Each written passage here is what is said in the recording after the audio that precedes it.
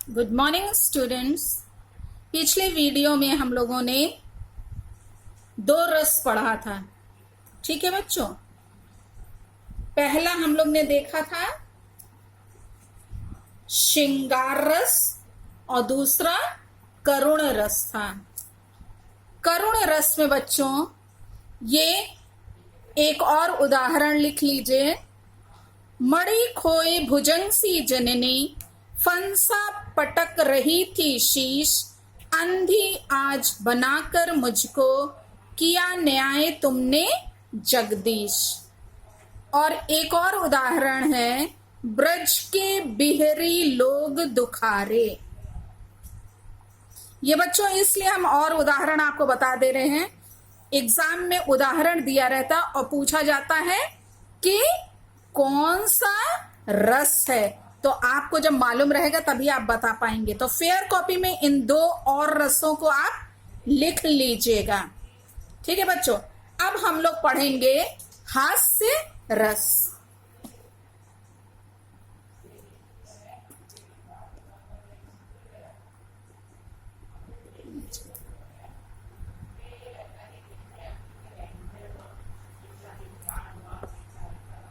वेशभूषा, वाणी, चेष्टा आदि की विकृति को देखकर हृदय में विनोद का जो भाव जागृत होता है उसे हास कहा जाता है।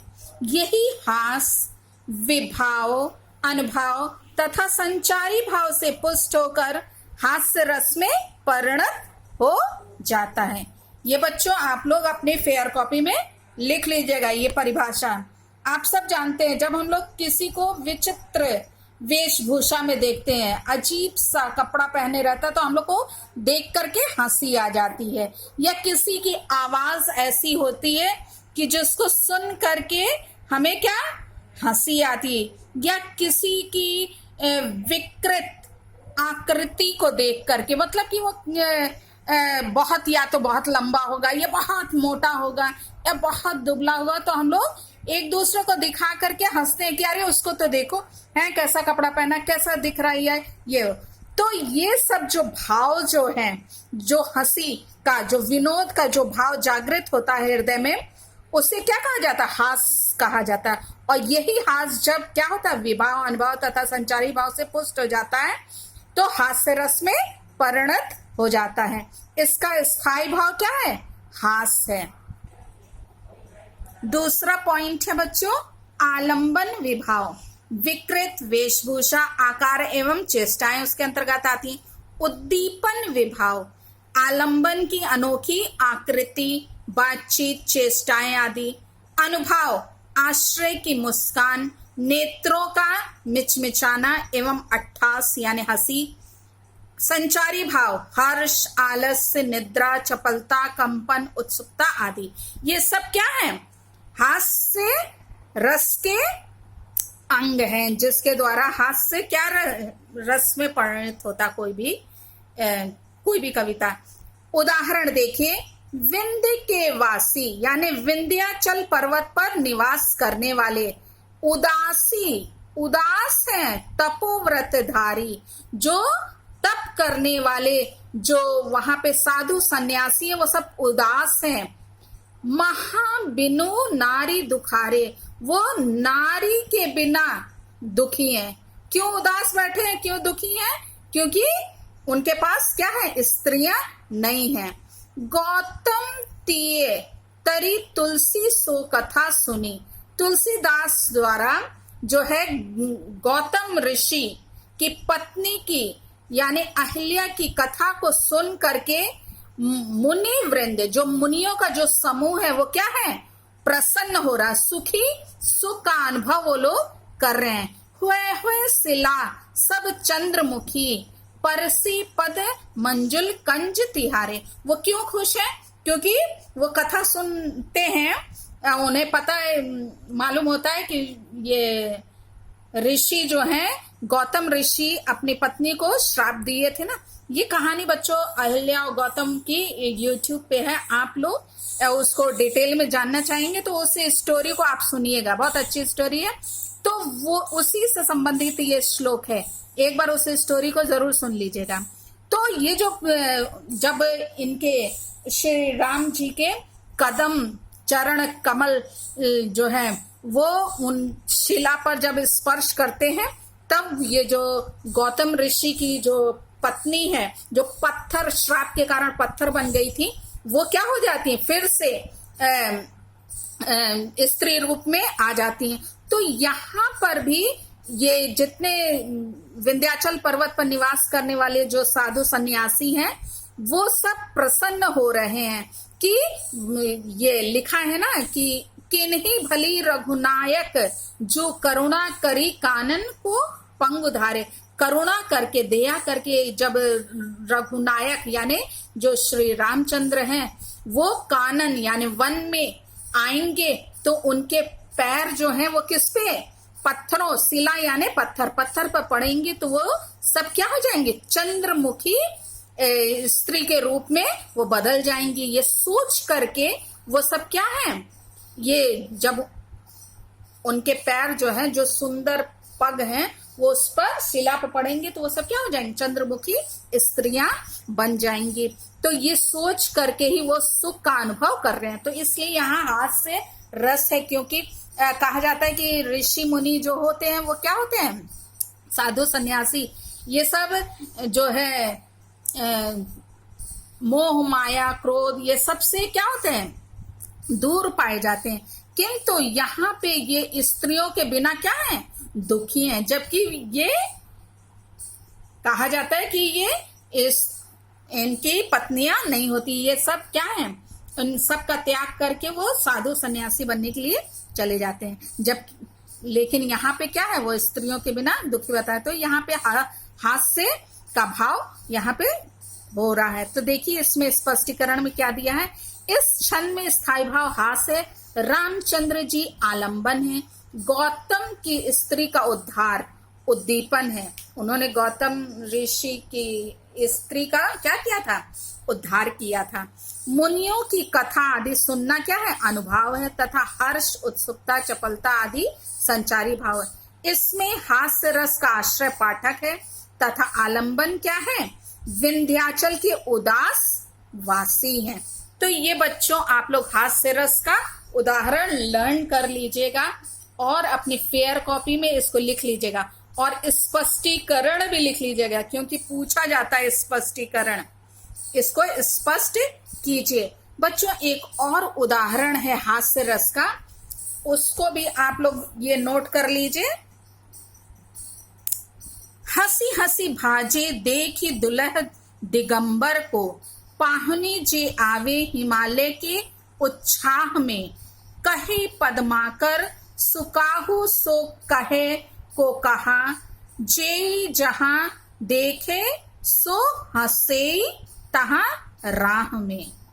यहाँ पे ये दिगंबर जो हैं यानी कि जो शिव हैं, वो दुल्हा बने हुए हैं और उनको देख करके सभी जितने भी मेहमान आए हुए हैं वो सब क्या हैं, हिमालय के उत्साह से यानी हिमालय की तराई से जो जितने भी आए हुए हैं वो सब क्या है, हंस रहे हैं इनको देख करके। उसका यहाँ पे ये एक हास्य रस का उदाहरण है। और एक और बच्चों उदाहरण है हास्य रस का, वो है बच्चों बता रहे हैं आप लोग को, हंसी हंसी भाजे देखी दुल्ह दिगंबर को, पानी जे आवे हिमालय के उत्साह में, शीश पर गंगा हंसे भुजनी भुजंगा हंसे, हास्य को दंगा भयो नंगा के विवाह में।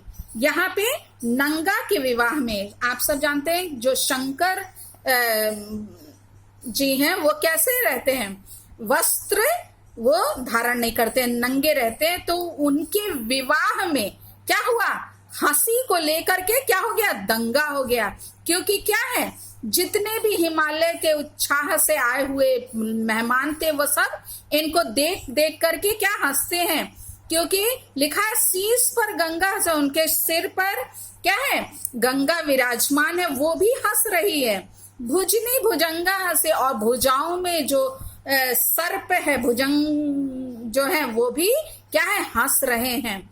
सभी को हंसता हुआ देख करके ये जो पार्वती जो उनकी पत्नी होने वाली है वो और उनके घर वाले सब बारातियों को देख करके, हंसता देख करके उन लोगों में क्या हो जाता है, दंगा हो जाता है कि आखिर क्या बात है, क्यों सब लोग हंस रहे हैं। तो ये बच्चों एक हास्य रस का ये भी उदाहरण है। इसको आप अपनी फेयर कॉपी में जरूर से लिख लीजिएगा और लर्न कर लीजिएगा। अब बच्चों आया चौथा वाला जो आपके में रस है, वो है वीर रस। युद्ध अथवा किसी कठिन कार्य को करने के लिए हृदय में जो उत्साह जागृत होता है, उससे वीर रस की निष्पत्ति होती है। ये तो बच्चों आप लोग परिभाषा लिख लीजिएगा। अब है इसका स्थायी भाव क्या है, देखिए स्थायी भाव है उत्साह, आलंबन विभाव है अत्याचारी। इसमें बच्चों ये अभी नहीं लिखेगा, ये जो है इस वाले उदाहरण का है। हम दूसरा उदाहरण आपको दे रहे हैं, वो तो बच्चों आपने परिभाषा लिख ली। अब उदाहरण आप पहला लिखिएगा, ये आसान सा है, आपकी बुक में कठिन होगा। ये देखिए, बुंदेले हर बोलो के मुंह, हमने सुनी कहानी थी, खूब लड़ी मर्दानी, वह तो झांसी वाली रानी थी। इसको आप अपनी फेयर कॉपी में लिख लीजिएगा। इसका स्पष्टीकरण देखिए, स्थायी भाव उत्साह है, आलंबन शत्रु सेना है, उद्दीपन शत्रु सेना की चेष्टाएं हैं, अनुभाव जो है झांसी की रानी लक्ष्मीबाई का पराक्रम है, संचारी भाव उग्रता, हर्ष और अमर्ष है। उत्साह नामक स्थायी भाव अन्य अवयवों के संयोग से वीर रस की निष्पत्ति कर रहा है। तो ये बच्चों एक उदाहरण ये हो गया। दूसरा ये भी आसान सा है, ये भी आप नोट कर लीजिए। चढ़ चेतक पर तलवार उठा, करता था भूतल पानी को, राणा प्रताप सिर काट काट करता था सफल जवानी को। स्थायी भाव उत्साह है, आलंबन विभाव मुगलों की सेना है, उद्दीपन शत्रु सेना की चेष्टाएं हैं, आश्रय महाराणा प्रताप है, अनुभाव प्रताप का शौर्य है, प्रहार है और रोष है, संचारी भाव उग्रता, अमर्ष आदि। यहाँ महाराणा प्रताप के हृदय में जागृत स्थायी भाव ही अन्य अवयवों के संयोग से वीर रस की निष्पत्ति कर रहा है। तो ये बच्चों रहा उदाहरण आपका वीर रस का, दो उदाहरण। तीसरा उदाहरण बच्चों ये लिख लीजिए, साजी चतुरंग सैन अंग में उमंग धारी, सरजा शिवाजी जंग जीतन चलत हैं। ये आपके कोर्स का है बच्चों। ये भी वीर रस का उदाहरण है कि शिवाजी जो हैं अपनी चतुरंगणी सेना को लेकर, 4 अंगों वाली सेना को लेकर उनमें उमंग भरते हुए वो क्या है, युद्ध जीतने के लिए चले जा रहे हैं। तो ये उदाहरण जरूर आप लर्न कर लीजिएगा, आपके कोर्स का है। ठीक है बच्चों, तो ये रहा वीर रस के 3 उदाहरण। ये बच्चों पांचवा आपके में रस जो है कोर्स में, वो है शांत रस। तत्व ज्ञान की प्राप्ति अथवा संसार से वैराग्य होने पर शांत रस की उत्पत्ति होती है, जहां न दुख है, न सुख, न द्वेष है, न राग और न कोई इच्छा है। ऐसी मनः स्थिति में उत्पन्न रस को मुनियों ने शांत रस कहा है। स्थायी भाव इसका क्या है, निर्वेद है बच्चों। उदाहरण हम आपकी ही बुक का दे रहे हैं। ये देखिए, कबीर दास जी का आखिरी वाला उदाहरण है। जब मैं था तब हरि नहीं, अब हरि है मैं नाही, सब अंधियारा मिटी गया, जब दीपक देखा माही। तो ये बच्चों बहुत आसान सा उदाहरण है, इसको लिख करके लर्न कीजिएगा। स्पेलिंग ध्यान से, नाही में, माही में ध्यान दीजिएगा, मिट्टी में। ठीक है, तो ये शांत रस का उदाहरण है। इसमें क्या है बताया है कि ईश्वर हरि अर्थात ईश्वर जो है वो जब हमारे अंदर से मैं अर्थात अहंकार समाप्त हो जाता है, तब हमारे अंदर ईश्वर का वास होता है। तब यहाँ बताया गया जब मैं था मतलब मुझ में अहंकार था तब ईश्वर नहीं था, और अब ईश्वर है तो मुझ में से क्या हो गया, अहंकार समाप्त हो गया, और जितना भी अज्ञान रूपी अंधकार था वो सब क्या है, मिट गया। जब क्या किया, ज्ञान रूपी दीपक को उन्होंने देखा। तो ये बच्चों शांत रस का आसान सा उदाहरण है, इसको आप लर्न कर लीजिएगा।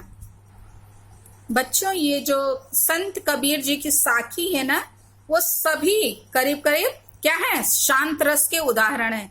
जैसे ये भी है, बलिहारी गुरु आपने धौहाड़ी कै बार, जिनी मानुष तय देवता करत न लागी बार, ये भी शांत रस का उदाहरण है। सतगुरु की महिमा अनंत, अनंत किया उपकार, लोचन अनंत उघाड़िया, अनंत दिखावण हार, दीपक दिया तेल भरी बाती दई अघट, पूरा किया बिसाणुआ बहुरी ना आवो हट। ऐसे करके बच्चों आप लोग पढ़ेंगे तो हमने सब इसको जब पढ़ा रहे थे बच्चों अर्थ, तब हमने बताया था काव्यगत सौंदर्य में कि जो है इसमें कौन सा रस है।